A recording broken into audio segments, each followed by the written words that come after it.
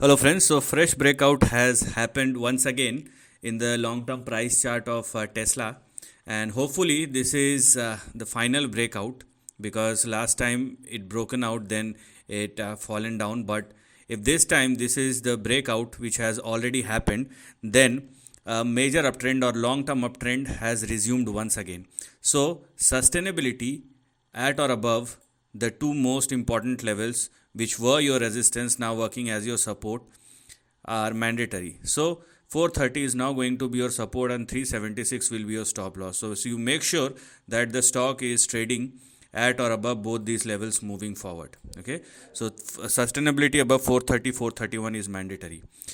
Even if I'll go very conservative with this trend or with this breakout, and consider that now the stock will move higher, so I'm taking a very conservative view, then also the move which we are going to look at in the current as well as the overall price chart of Tesla may push this particular stock in between 2400 and 3400 over a period of time. So now with this breakout, the question again and again and again will be sustainability above 376 and 430, and the range, if it holds, which has now become active, may push this particular stock in between 2400 3400.